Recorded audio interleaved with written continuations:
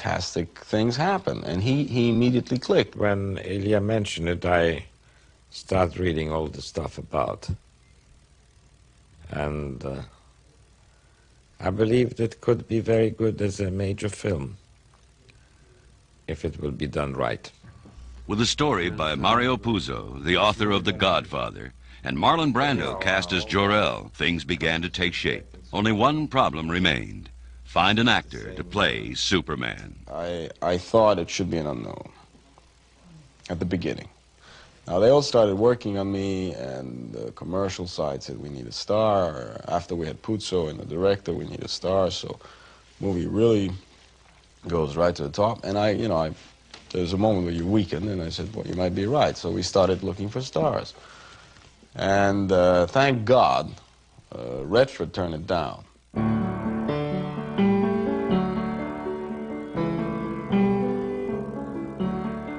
Dozens of stars and hundreds of unknowns were tested, and none of them were right.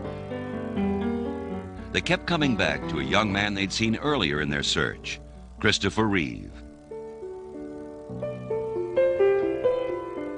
At first, they'd considered him too young and maybe even too skinny, but his mature calm made a continuing impact. I wore a big, bulky blue sweater because I thought, oh my God, I've got to look stronger, and I knew I was skinny. I'd been sitting around, hadn't been exercising. I mean, I get out and play tennis and stuff, but I don't in any way do body stuff. So I got the biggest Shetland sweater I could find up in my attic and went to this audition with it and sat there sort of trying to look bigger, and everything like that. And it was Ilya Salkind and Dick Donner who were the directors. And all they did, they put a pair of glasses on me, and they sort of looked at me, it was, and we talked about New York and blah, blah, blah, and nothing in particular, and I left. He got the part. But the problem remained: he was too slim. A padded uniform was prepared for him, but Christopher Reeve was determined to build up his own physique for real. The point is that when I started, I was a string bean, and Superman's not a string bean. So already on this diet, I eat 4 times a day. I tell you, I'm on a meat diet, protein diet, vitamin pills, nothing like steroids or anything like that. But I mean, I get to eat as much as anything that I want, and it's great, The thing is that on this part particularly, you have to start from the outside and work in. You can do all the interior work you want to do, and it's not going to get you to Superman if you don't have the physical strength to go with it. The thing that happens is that the stronger I get, and I'm still not all that strong, but I'm getting there. The stronger I get, the more it helps my mental attitude towards the part. What sets Superman apart is that he has the wisdom to use his power for good. He has all these powers, but he's got the kind of maturity, or he's got the innocence, really, to look at the world very, very simply. And that's what makes him so different. When he says, I'm here to fight for truth, justice, and the American way, everybody goes, but he's not kidding.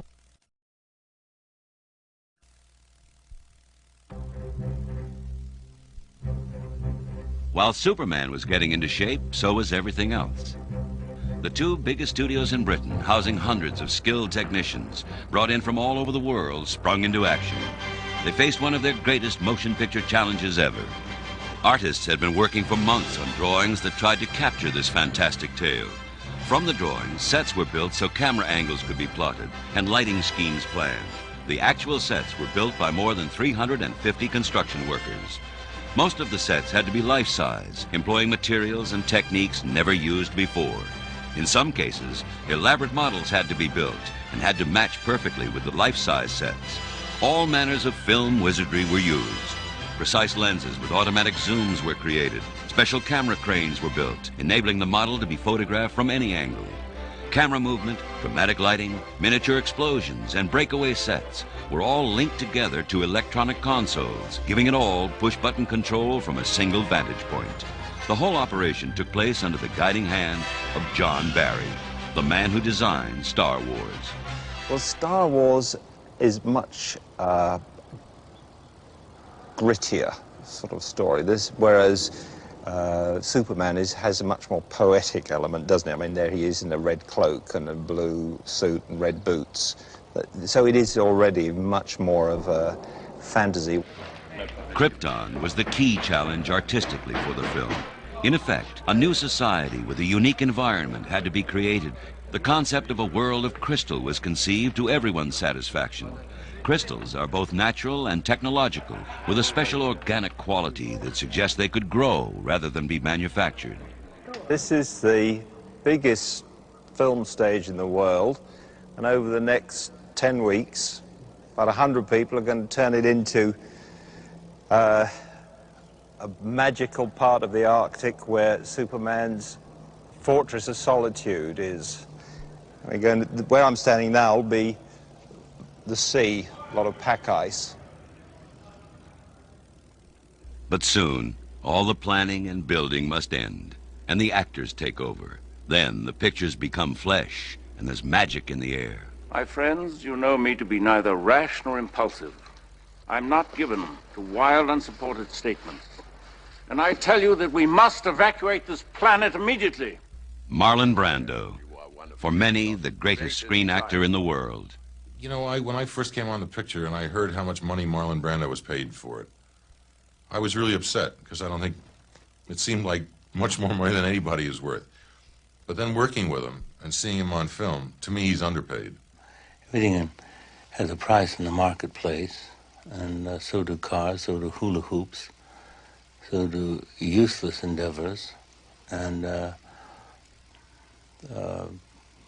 I don't suppose that actors are any different than rock bands that inflate balloons from their ears, and that happens to catch on. It's what people want to buy. Marlon Brando has an unpleasant duty on the planet Krypton. Before the unearthly faces of his fellow judges, he sentences 3 ruthless villains, Ursa, Non, and General Zod, to an eternal living death. Specific charges listed herein against these individuals, their acts of treason and ultimate aim of sedition. These are matters of undeniable fact. Although his speeches are quite short, Brando prefers not to memorize them, but to have them written on large cards called cue cards. It's the way he prefers to work. There's nothing more boring than a director who directs an actor to go to the door and stop and then turn around and say, Martha, goodbye. You know that's going to come.